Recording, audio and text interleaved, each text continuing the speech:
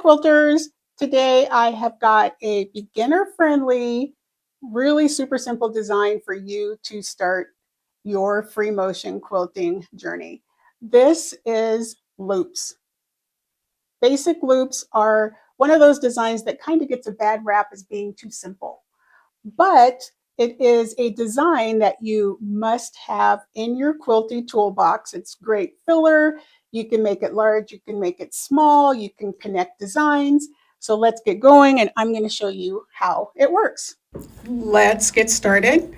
I've got some nice blue contrasting thread in here so you can see. What I usually do when I start free motion quilting, I like to start over on the right hand corner. Don't ask me why, it's just one of those things that I started, and I always start on the right when I'm on my sit down or domestic machine. I'm going to take my thread, I'm going to hold it taut, needle down one time, needle up one time, and you can see there is my bobbin thread.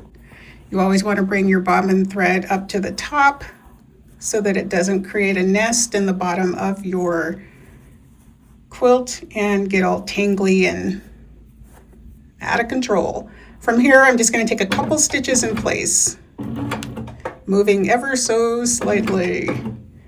And that's all you need to lock your stitches before you begin. I'm going to put on my quilting gloves. And we're going to start making loops.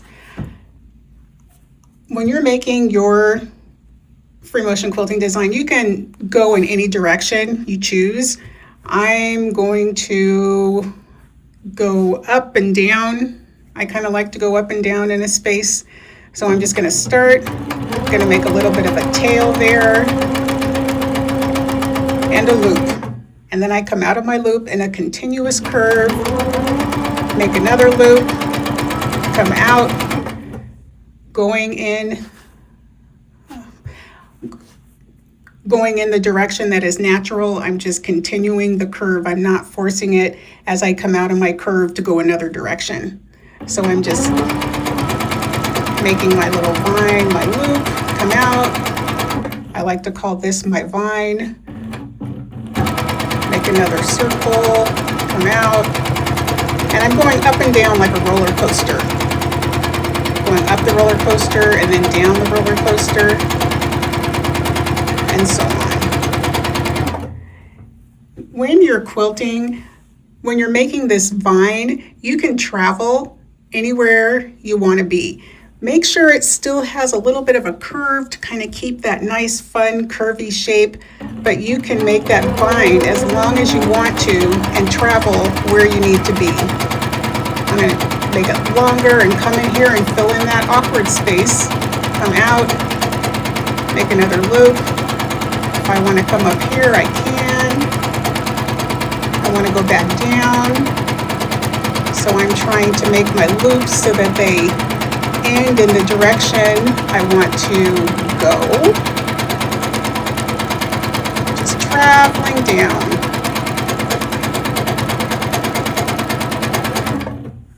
Sometimes when I'm making my loops and I'm coming up a line and then down a line, I try to alternate so that there's a vine on this side, then I have a loop on that side. So a loop on this side, vine on that side.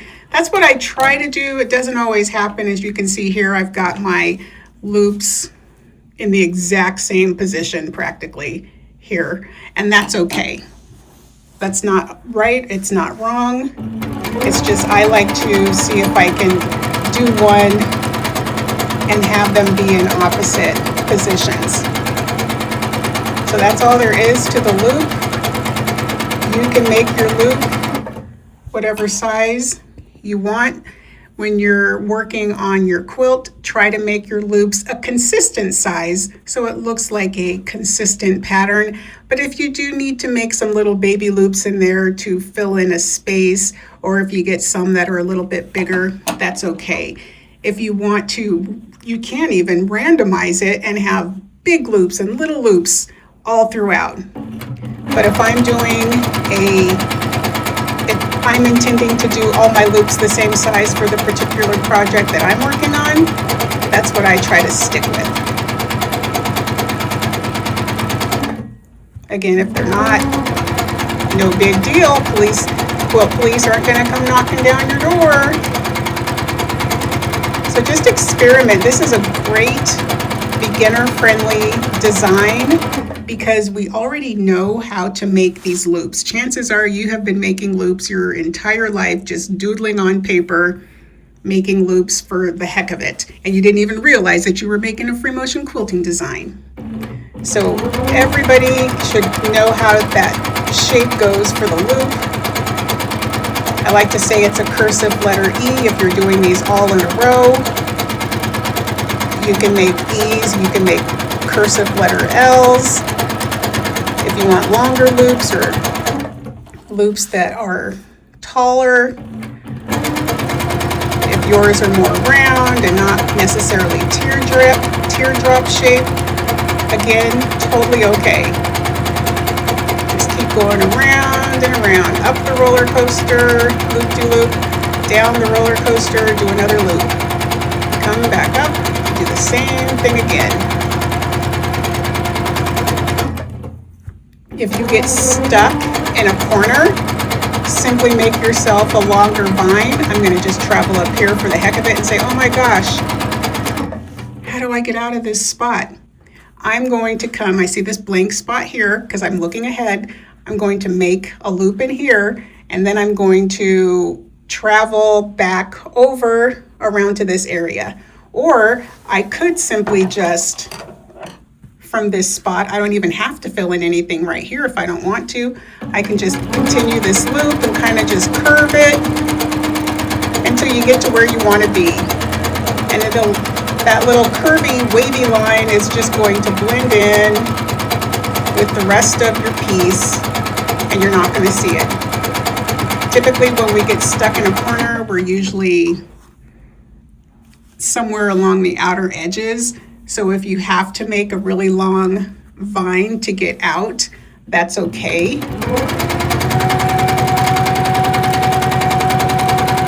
You can make the vines in between your loops as short or as long as you like. If you want to do 2 loops in a row and make a whole new design, go ahead and do that. If you want to make 3 loops in a row, close together, then a vine coming out, go ahead and do that. You're making new designs as you go. Nothing is wrong with experimenting and thinking outside of the box.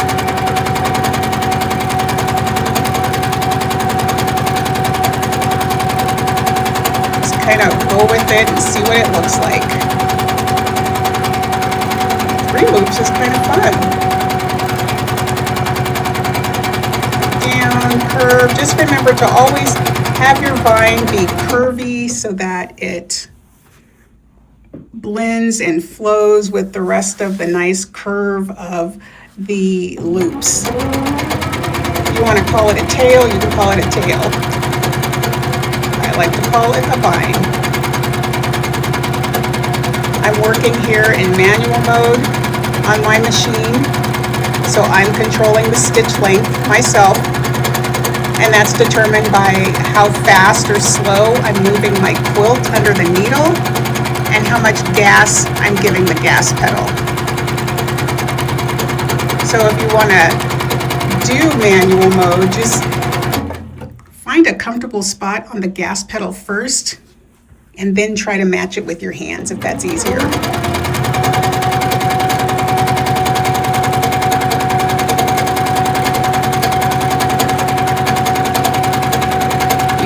Try speeding up and slowing down, but sometimes it helps if you go a little bit faster. Sometimes we're a little too cautious and worried about going too fast because we think that our stitches are going to be messed up, and so if we're going too slow, our stitches are going to be one on top of the other and very close together and very tight. So don't be afraid to experiment. Try to find that one position that works the best, that's most comfortable for you. My hands got away from me there. And just stick with that speed. You don't have to go fast. This is all about finding your comfort zone. There you have it. Let's just take this out, give it a look. And there we have our lovely loops. You can make these loops so you can make them a lot bigger if you want to take up a lot more space and travel quicker around your quilt top. Just make your loops bigger.